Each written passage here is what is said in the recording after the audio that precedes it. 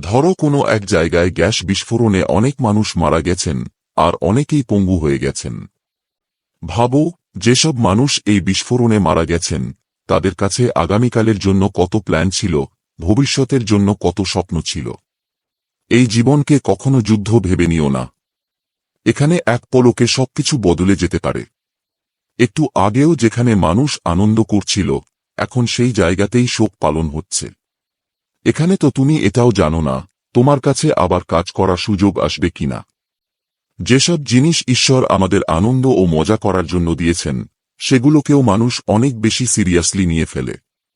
তাই সে সারা জীবন শুধু সংগ্রামী করে যায়।